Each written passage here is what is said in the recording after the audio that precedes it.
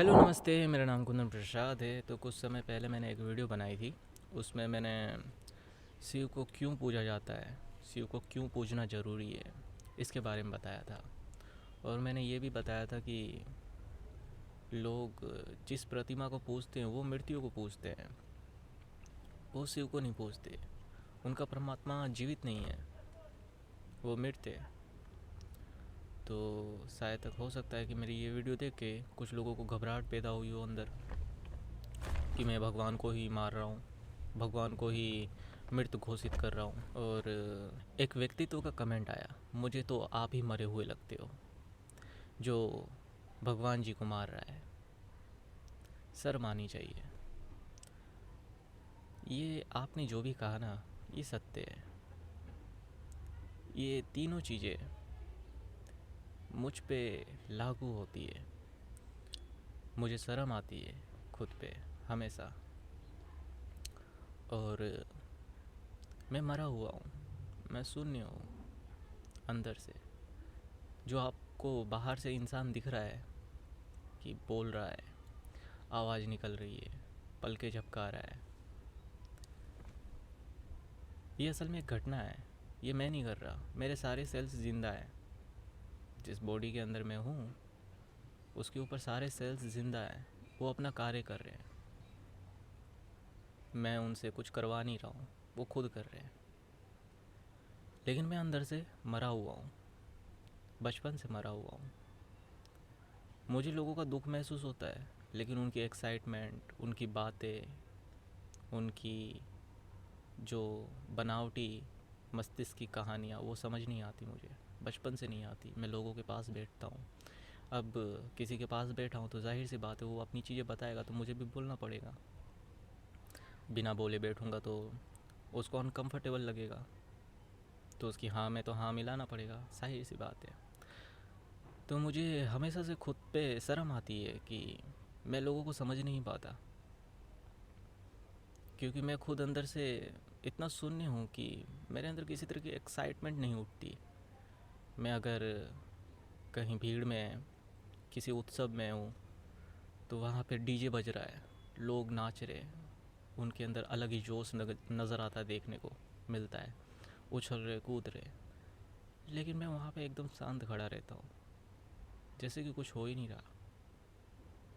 पूरा जगत सन्नाटे से भरा हुआ है, मुझे वो शोर में शोर नज़र नहीं आता। एक परम शांति की अनुभूति होती है जो मेरे अंदर चल रही है, और वो शोर मुझे अंदर से उठा नहीं पाता। जैसे कि कुछ लोगों को डीजे के साउंड से गूस बॉम्ब्स उठते हैं, अंदर से कुछ उठता है। मेरे साथ ऐसा कुछ नहीं होता, मैं बस देखता रहता हूँ। दोस्त नाचने को कहता है, नहीं होता। लेकिन कुछ समय बाद एक घटना घटती है, जब मैं खुद को एकांत में जीवित महसूस करता हूँ। वो शायद मेरे गुरु की वजह से। ऐसा इसलिए क्योंकि उन्होंने मुझे चौथे चक्र का रास्ता दिया। अभी तक मैं जो चीज़ें महसूस कर रहा था, जो चीज़ें जान रहा था, अनुभव कर रहा था, उसे मैं बहुत गहराई से देखता था। इतनी गहराई से कि सारी कण, सारी जो मान्यता है मेरे अंदर की, वो टूट जाती थी। मेरे अंदर किसी तरह के विचार, उसके लिए किसी तरह की एक्साइटमेंट नहीं बन पाती थी। तो मैंने अपने जीवन में थोड़ी सी बेहोशी लाई। गुरु ने मुझे थोड़ी सी बेहोशी दी, थोड़ा सा झूठ दिया, जिस झूठ के सहारे मैं थोड़ा सा नाचा, थोड़ा सा हंसा, थोड़ा मुस्कुराया। पहली बार मैंने अपने फेस पे, अपने चेहरे पे एक मुस्कुराहट देखी। जब भी मैं आईने में देखता खुद को तो ऐसा लगता जैसे कोई मुस्कुरा रहा है, और मैंने स्माइल करना सीखी, मुस्कुराना सीखा। तो मेरे लिए बहुत नया था जब मैंने पहली बार इस तरीके से खुद को देखा।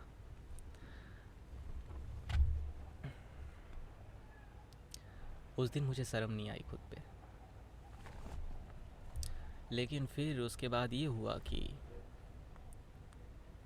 जब मैंने परमात्मा की बात सुनी, लोग जिस आत्मा परमात्मा के पीछे पागल हुए पड़े हैं,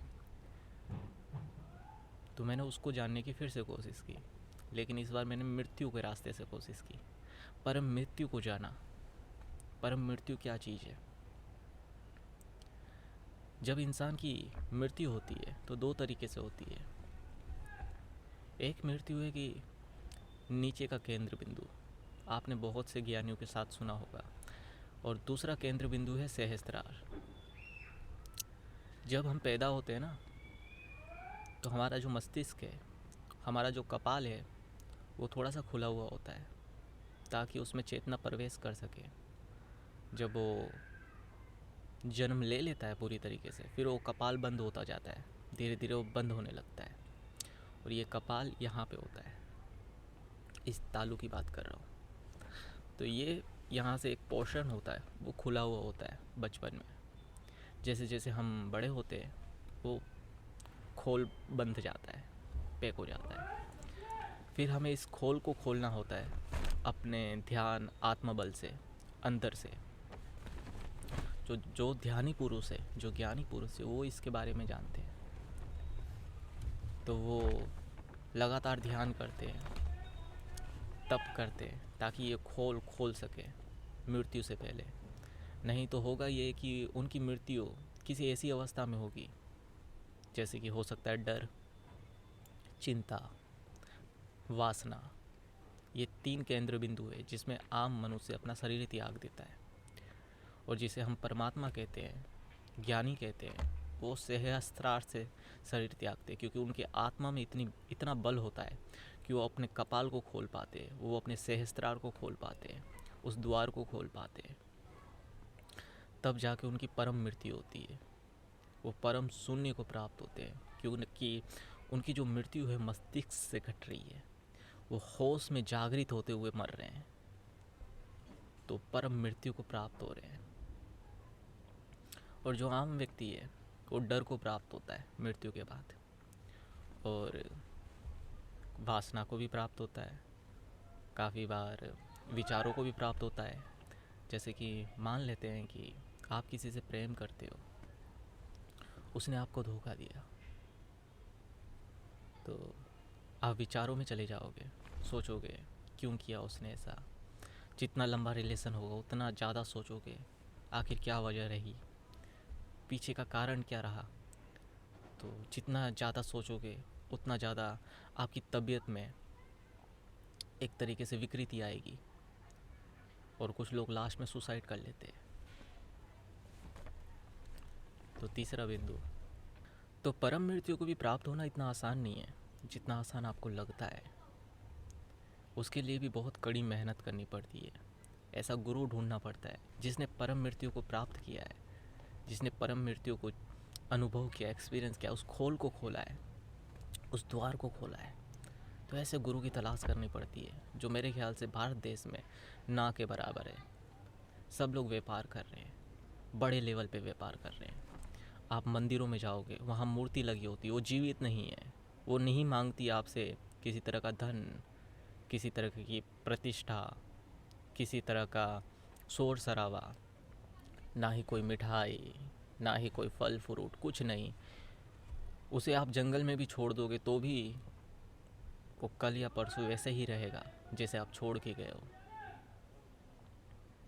थोड़ी सी धूल जम सकती है, लेकिन बरसात के कारण वो भी क्लियर हो जाएगी। मेरे ख्याल से जंगल, प्रकृति उसका अच्छे से ख्याल रख सकती है और उसकी रिस्पेक्ट कर सकती है, लेकिन मंदिर के अंदर जो रिस्पेक्ट होती है, अगर परमात्मा सही में प्रकट हो गए ना, तो सबका वध कर देंगे, सबका, श्रद्धालुओं का, पंडितों का।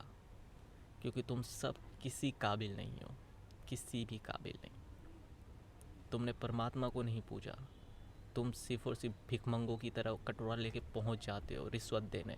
तुम्हें लगता है कि जैसे कि तुम्हारे नेतागण, पुलिसकर्मी पैसों से काम करते, तो आपको लगता है कि वहाँ जाके धन, दूर से पैदल यात्रा उनको अपनी करुणा दिखा के प्रभावित करेंगे। परमात्मा को पूजने के लिए श्रद्धा चाहिए, रोना धोना नहीं चाहिए, दिखावा नहीं करना होता। जो भाव है ना, वो प्रकट करना होता है, उसको दृष्टा बन के देखना होता है कि उसे कौन जान रहा है, कौन देख रहा है। तब जाके तुम्हारे अंदर का परमात्मा प्रकट होता है।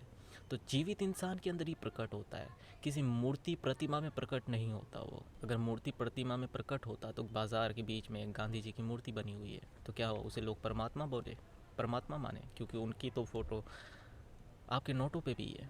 तो क्या हम उसे परमात्मा माने, क्योंकि उस नोट से आप तो कुछ भी खरीद सकते हो, किसी का ईमान, किसी का प्यार, हर तरह की लग्जरियस, हर तरह की चाहत, फिर आपकी हो किसी और की हो। तो इतनी पावरफुल उनकी प्रतिमा है। तो आप चाहे तो गांधी जी को पूज सकते हैं, और पूजते भी है नोटों से, फ़ोटो से। परमात्मा को आप नहीं जानते, और जानने की कोशिश भी मत करिए, क्योंकि ये जो आपने जो कमेंट किया है ना, मैं आपके लिए वैसे भी वीडियो बना रहा नहीं हूँ, लेकिन जो आपने कमेंट किया है ना, ये डर बताता है आपका कि आप परम मृत्यु को तो क्या मान ही नहीं सकते कि परमात्मा है ही नहीं, क्योंकि आप जीवित इंसान को नहीं जानते, जीवित परमात्मा को नहीं जानते, तो मृत्यु को क्या जानोगे। और जो व्यक्ति मृत्यु से घबरा जाए वो कैसा सत्य जानता है, वो कैसा परमात्मा जो मृत्यु से घबरा रहा है। तो आज के लिए बस इतना ही। आशा करता हूँ ये वीडियो आपको समझ में आई हो। किसी तरह का विचार हो, किसी तरह के सवाल हो तो आप छोड़ सकते हो। और आप चाहते हो बौद्धिक विकास, कुंडलिनी जागृति और कुछ एबिलिटीज़ जिसके साथ आप अपने जीवन को और भी आसान और भी बेहतर बना सको, एक ऐसी शिक्षा व्यवस्था जो एक समय पहले गुरुकुल में मिला करती थी, तो उसे मैं फिर से जागृत करने की कोशिश कर रहा हूँ। तो आप चाहें तो मुझे सपोर्ट कर सकते हैं किसी भी रूप में। तो आज के लिए बस इतना ही।